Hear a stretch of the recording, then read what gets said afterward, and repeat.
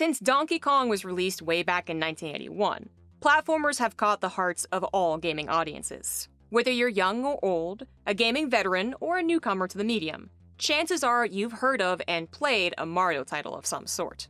Being such a staple of gaming, Mario has gone on to influence countless designers over the past 40 years, making platformers one of the most universally enjoyed format for gaming. And, given developing sprites and interactions for a 2D side-scrolling world can be simpler than full-blown 3D, it's a genre indie developers hold very dear.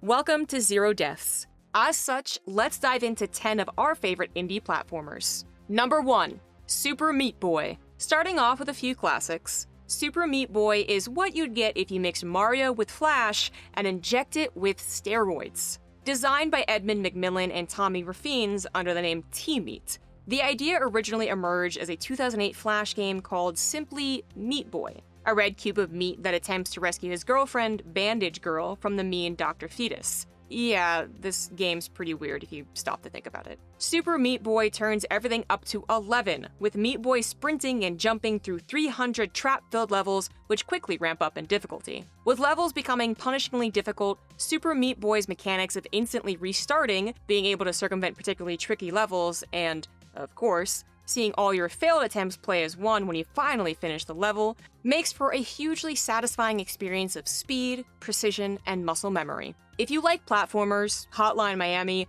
or sheer adrenaline-fueled speed, it's one for you.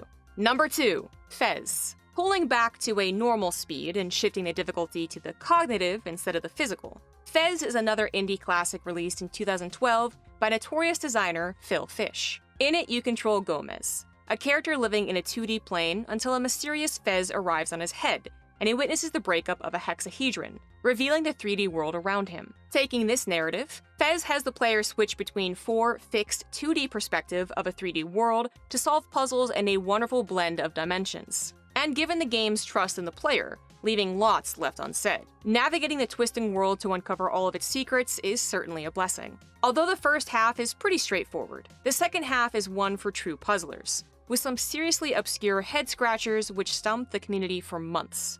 Fez is available on pretty much every platform, from iOS and Mac to console and PC, so it's definitely worth a go no matter where you play your games. Number 3. Braid. At the risk of this list reprising Indie Games the movie, we also have to mention Braid, yet another legacy title from back in 2008. Braid is a unique puzzle platformer as its simple platforming jump is made into something completely new by the time-bending mechanic. Throughout Braid, you control Tim, who is on a quest to rescue a princess. You traverse 6 different multi-leveled worlds, each providing a new way that Tim can control time, turning his simple rewind into numerous incarnations which are too good to spoil. Not only that, but the narrative that intertwines with its crisp gameplay is a sweet, memorable fable which still sticks in my head 12 years after release. Through its gorgeous aesthetic, intricate puzzles, and incredible use of a single mechanic, it shows that one expertly crafted system can breathe new life into an already bustling genre. Number 4. Limbo and Inside. With it being impossible to choose between Playdead Studios' 2 games, Limbo and Inside, I thought it best to let you know about both of them, especially given their similarities. As 2D side-scrolling puzzle platforms with unique physics system, dark and dingy aesthetics, and oppressive narratives reminiscent of horror, film noir, and German expressionism, Limbo and Inside are staples which bridge the gap between games as entertainment and games as art, intertwining a deep, dark, impressionistic story with tight, relevant mechanics. The effect Playdead achieves when players can simply move the main character left and right, jump and grab onto objects, is absolutely phenomenal. It also approaches puzzle design with some nuance, with many puzzles being traditional movements away from impending threats, but also many puzzles being quick scrambles to avoid death. I don't think it's worth spoiling these games too much, as they are both considered among some of the best games of all time. So definitely try to get your hands on them, and we can't wait to see what the team at Playdead are up to next. Number 5. Little Nightmares. Speaking of platformers with a dark, grim aesthetic, Little Nightmares is somewhat of a rarity, which brings horror to the 2.5D world. You control a little girl named Six, who sneaks through the bowels of the Maw, a massive iron vessel designed for inhabitants far larger than her. Here you encounter huge, hulking, and physically distorted figures, which hunt you down whenever spotted. The gameplay is crisp and beautiful, but being a narrative-focused title, that's what we're really interested in here.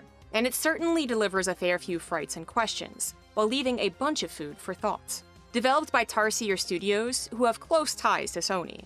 They are definitely the most questionable indie company on this list. But given the wonder that Little Nightmares is, the anticipation knowing that Little Nightmares 2 is on the horizon, and the fact they received the Indie Award at Gamescom 2016, I think we can still call this one indie, right? Number 6. Thomas Was Alone. Another title which originated as a Flash-based browser game in 2010.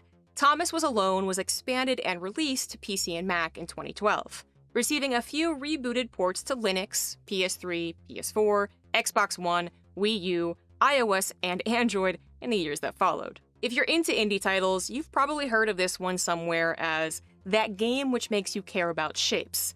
And yeah, this is definitely it. But it's also a bit more. With careful but stimulating narration from Danny Wallace, the player controls numerous different shapes, which each represent out-of-control artificial intelligence entities, in an attempt to get each of them to their corresponding endpoint in the level. This leads to a bunch of puzzles where you can inhabit different shapes and use each one's unique shape, size, and abilities to reach the end of the 100th level. For a casual but undoubtedly thought-provoking experience, Thomas Was Alone is the perfect indie platformer. Okay, I think we've explored enough narrative-driven platformers for now. I know that I certainly crave challenge in a platformer, so let's turn our attention to some of those. Number 7. Spelunky. Spelunky's reputation is phenomenal, so I won't bore you with the specifics here.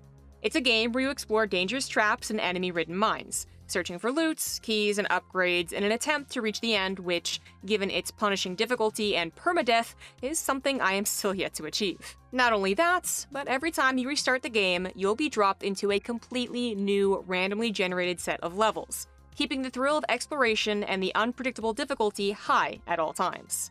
Spelunky's developer Derek Yu has quite rightly become a legend on the indie circuit, sharing much of his knowledge along the way, which makes us all the more excited for Spelunky 2, which is scheduled to release sometime this year. Number 8.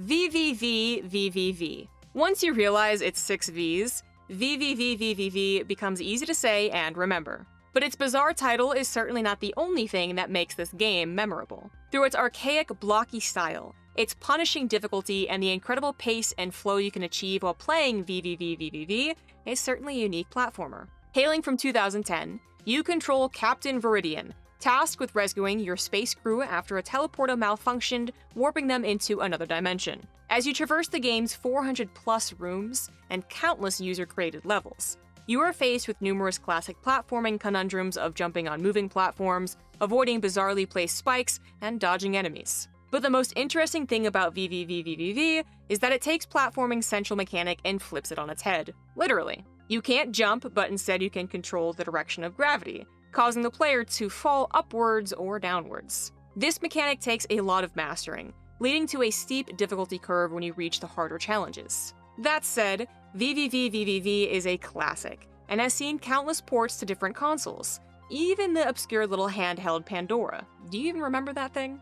Number 9. Shovel Knight. If space isn't quite your thing, maybe knights are. Shovel Knight is an instantly memorable name for a game filled with incredible gameplay, level design, bosses, and artwork. Originally releasing in 2014 across a number of platforms, Shovel Knight has retained its popularity through a number of expansions and reboots, the most recent of which was released in February this year. Shovel Knight sees you control one of a handful of 8-bit characters, depending on the part of the game you're playing. But its most iconic is, of course, the Shovel Knight themselves. Here you have 2 simple moves. You can jump on enemies' heads with your shovel and dig with it, but don't let this simplicity fool you. Taking most of its influence from incredibly challenging games such as DuckTales, Mega Man, and Dark Souls, Shovel Knight demands you to master its mechanics to reach the end of its 3 campaigns. Number 10. Celeste. Closing off this list, we, of course, have to mention the 2018 platforming marvel Celeste, again known for its easy-to-learn, tough-to-master design. You control Madeline. Yes, her name is not Celeste. On her way up a mountain, avoiding various deadly obstacles along the way. Along with jumping and wall climbing, Madeline can perform a single mid-air dash to allow her to traverse the areas which seem impossible. The game is broken up into discrete stages, providing apt amounts of checkpoints for the deceptively difficult task of climbing this mountain. Celeste, also emerging from a 4-day game jam, is another game to double down on a single platform and mechanic and push it to its limits, achieving incredible success in doing so. And for those of you not wanting to experience something extremely difficult, there's an assist mode, where you can tweak some of the game's physics in order to experience the warm narrative, beautiful art, and memorable soundtrack without breaking your controller. Platformers remain a mainstay of indie development, despite being a genre that's been around for almost as long as video games itself. But we're glad to see that developers are still finding new and interesting ways to refresh the genre for new audiences. What are some of your favorite indie platformers? We'd love to give them a go ourselves. Be sure to subscribe to our channel and enable notifications so you'll never miss a new video.